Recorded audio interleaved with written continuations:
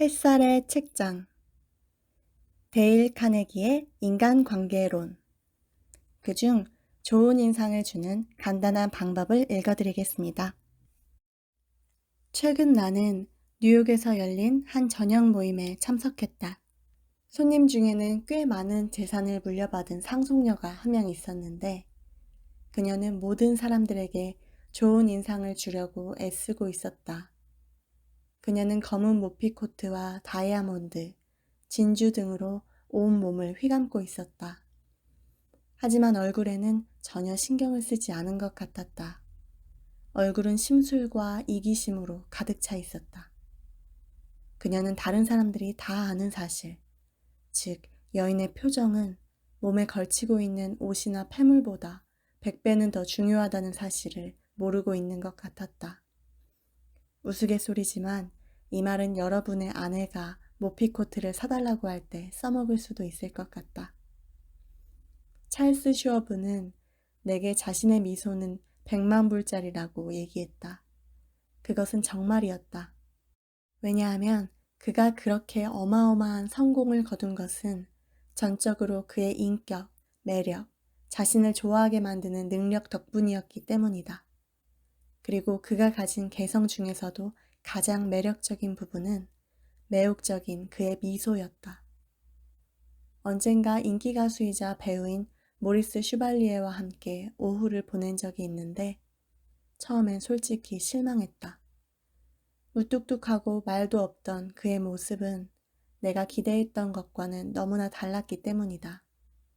하지만 그가 미소를 짓자 모든 게 달라졌다. 그건 마치 구름이 걷히고 햇살이 비추는 것 같았다. 이 미소가 아니었다면 모리스 슈발리에는 파리에서 아버지와 형제들처럼 가구 만드는 신세를 벗어나지 못했을 것이다. 행동이 말보다 더 많은 것을 전한다. 그 중에서도 미소는 다음과 같은 뜻을 전달한다. 당신을 좋아한다. 당신은 나를 행복하게 만든다. 당신을 만나게 되어 기쁘다. 이것이 바로 개들이 그토록 사랑받는 이유다. 개들은 우리를 보면 반가워 어쩔 줄 몰라 이리 뛰고 저리 뛰고 난리를 친다. 그러니 자연스럽게 우리도 개들을 보면 반가운 마음이 들게 된다. 거짓 웃음? 이걸로는 안 된다. 거기에 넘어갈 사람은 하나도 없다. 우리는 그것이 기계적이라는 것을 알기에 조금도 반갑게 느끼지 않는다. 지금 얘기하는 건 진짜 미소, 마음을 따뜻하게 하는 미소, 마음속에서 우러나오는 미소, 시장에서 좋은 값을 받을 만큼 순도가 높은 그런 종류의 미소다. 뉴욕의 대형 백화점에서 인사를 담당하는 어떤 사람이 내게 말하기를 무뚝뚝한 표정의 철학 박사보다는 비록 초등학교도 못 나온 판매직 여사원이라도 아름다운 미소를 지녔다면 그녀를 채용하겠다고 했다. 미국 굴지의 고무 제조회사 회장은 언제나 자신이 계속 관찰해온 경험담을 내게 털어놨다.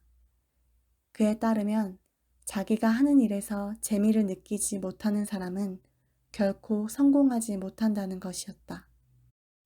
이 산업계 지도자는 열심히 일하는 것만이 우리가 가진 욕망의 문을 여는 만능 열쇠라는 오랜 격언을 그다지 신뢰하지 않는 모양이었다. 그는 이렇게 말했다.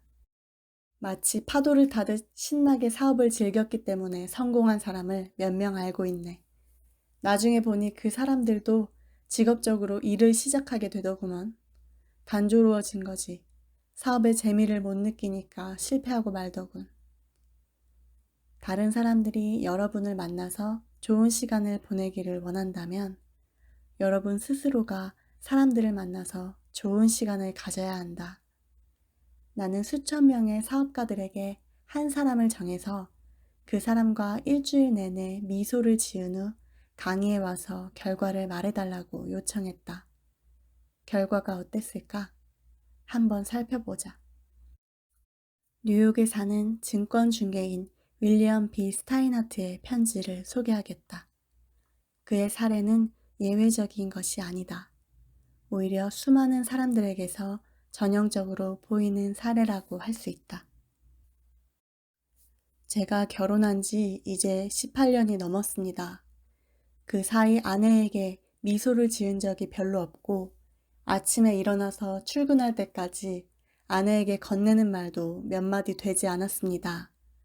뉴욕 사람들 중에서 가장 무뚝뚝한 남자였다고나 할까요? 이 강의에서 미소를 지은 후 결과를 발표하라는 요구를 받고 한 일주일 노력해봐야지 하고 생각했습니다. 그래서 그 다음날 아침 머리를 빗으면서 거울 속에 비친 무뚝뚝한 제 얼굴을 보고는 속으로 이렇게 얘기했습니다. 빌, 오늘은 저 짜증스러운 얼굴 좀 지워버리자고.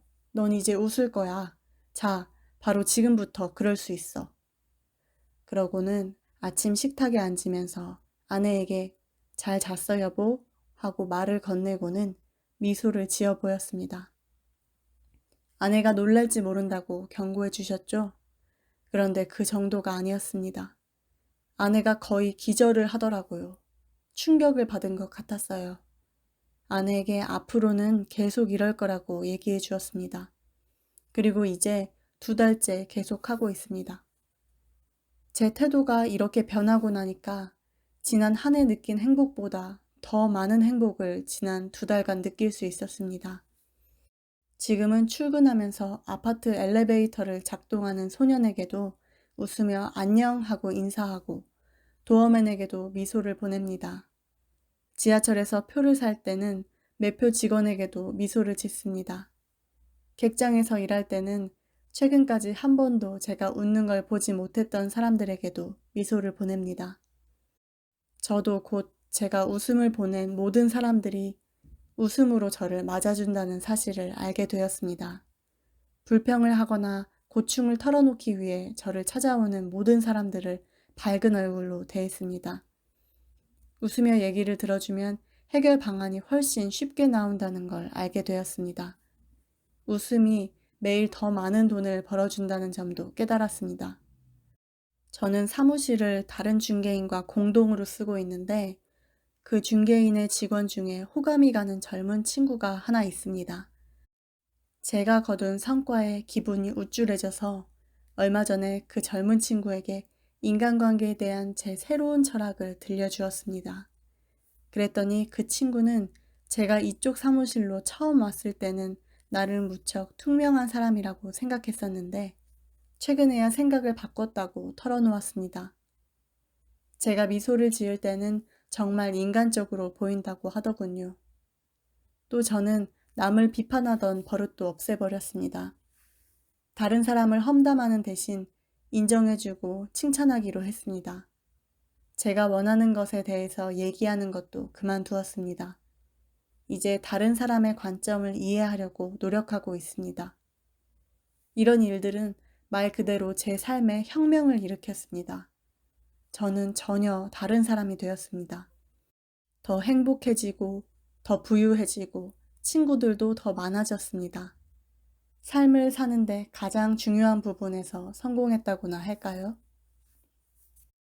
이 편지를 쓴 사람이 뉴욕 증권시장에서 주식을 사고 파는 세상 물정에 밝은 주식 중개인이라는 점에 유의해 주시기 바란다.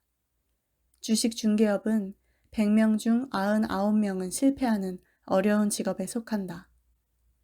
웃고 싶은 생각이 들 때가 있다. 그럴 땐 어떻게 해야 할까?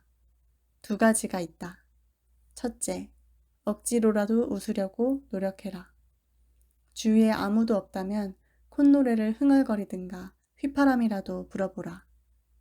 둘째, 여러분이 이미 행복한 사람인 것처럼 행동하라. 그러면 저절로 행복해질 것이다.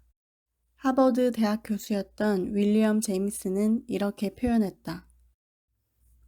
행동이 감정을 따라오는 것 같지만 실제로는 행동과 감정은 동시에 일어난다. 그러므로 더 직접적으로 의지의 통제를 받는 행동을 조절하면 의지가 통제할 수 없는 감정을 간접적으로 조절할 수 있다. 그러므로 유쾌함이 사라졌을 때 유쾌해지기 위한 최고의 자발적인 방법은 유쾌한 마음을 갖고 이미 유쾌한 것처럼 행동하고 얘기하는 것이다.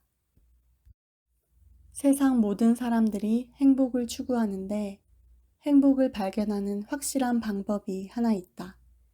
그것은 바로 자신의 사고를 통제하는 것이다. 행복은 외적 조건에 달려있는 게 아니라 내적 조건에 달려있다.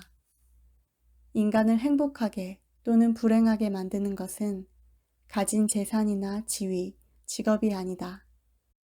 인간의 행복과 불행은 행복에 대해 어떤 생각을 갖고 있느냐에 따라 결정된다. 유명한 격언을 많이 남긴 철학자 앨버트 허버드가 남긴 격언 한 구절을 읽어보길 바란다. 다만 단순히 읽기만 하면 도움이 되지 않을 것이므로 읽은 대로 실천하기 바란다. 문을 나설 때는 턱을 당기고 고개를 들고 숨을 크게 들이마셔라. 햇살을 만끽하라. 웃는 얼굴로 친구를 반기고 내미는 손에는 마음을 담아라. 오해받을까 두려워 말고 적을 생각하며 시간을 낭비하지 말라. 하고 싶은 일을 가슴 속에 명확히 담기 위해 노력하라. 그러면 헤매는 일 없이 목표를 향해 곧장 나아갈 수 있을 것이다. 자신이 하고 싶은 원대하고 빛나는 일에 대한 포부를 품으라. 날이 갈수록 산호가 조류에서 영양분을 흡수하듯 자신도 모르게 꿈을 이루기 위해 필요한 기회를 포착하고 있는 자기 모습을 보게 될 것이다. 당신이 되고자 하는 유능하고 성실하며 쓸모있는 사람의 이미지를 머릿속에 생생하게 그려보라. 당신이 품은 생각이 매 시간 당신을 그 모습으로 변화시킬 것이다. 생각이 모든 것을 지배한다. 바른 정신 자세를 견지하라. 용기, 솔직함, 쾌활함이 그것이다. 바르게 생각하는 것이 곧 창조하는 것이다. 욕망이 있으므로 모든 것이 생기며 모든 진정한 기도는 응답받는다. 우리는 우리의 마음을 따라 변한다. 턱을 당기고 고개를 들어라. 인간은 고치 안에 들어있는 신이다. 옛날 중국인들은 지혜로웠다. 처세술에 능했다. 그들의 속담 중에 새겨들어야 할 속담이 있다. 웃는 얼굴이 아니라면 가게를 열지 말라. 장사 얘기가 나와서 말인데 프랭크 어빙 플래처는 오펜하임 콜린스사의 광고에서 다음과 같은 소박한 철학이 담긴 문구를 선보였다. 크리스마스에 보내는 미소의 가치. 미소는 돈이 들지 않지만 많은 일을 합니다. 미소는 받아서 부유해지지만 준다고 가난해지지 않습니다.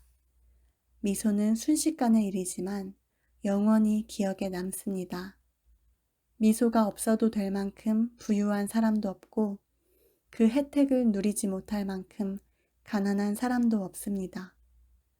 미소는 가정에서는 행복을 만들어내고 사업에서는 호의를 불러일으키며 친구 간에는 우정의 징표가 됩니다. 미소는 피곤한 사람에게는 안식이고 실망한 사람에게는 새날이며 슬픈 사람에게는 햇살이며 공경에 처한 사람에게는 자연이 주는 최상의 처방입니다. 하지만 미소는 살 수도 없고 구걸할 수도 없으며 빌릴 수도 없고 훔칠 수도 없습니다. 왜냐하면 미소는 주기 전까지는 아무런 쓸모도 없는 것이기 때문입니다. 그러므로 만일 크리스마스 선물을 사시다가 저희 직원이 너무 지쳐 미소조차 짓지 않는다면 여러분께서 먼저 미소를 지어주시지 않겠습니까? 왜냐하면 이제는 더 이상 지을 미소가 남아있지 않은 사람이야말로 미소가 가장 필요한 사람이기 때문입니다. 그러므로 사람들의 호감을 사고 싶다면 다음 방법과 같이 해보라. 웃어라. 스마일. 읽어드릴 부분은 여기까지입니다. 데일 카네기의 인간관계론 1936년에 출간되어 나온 지 90년이 지난 자기계발서의 고전입니다. 시대적 상황이 많이 변했고 일부 내용은 현 세대에게 안 맞을 수도 있지만 여전히 큰 틀에서는 시대를 관통하는 지혜가 빛나는 책입니다. 시대가 변해도 살아남는 책에는 다 이유가 있겠죠? 특히 웃는 얼굴, 미소로 주위 사람들을 대하는 태도는 지금이나 100년 전이나 1000년 전이나 사람의 마음을 녹이는 힘이 있다고 생각합니다. 여러분도 주위 사람에게 따뜻한 미소를 건네는 하루가 되시길 바랍니다. 햇살의 책장 햇살이었습니다.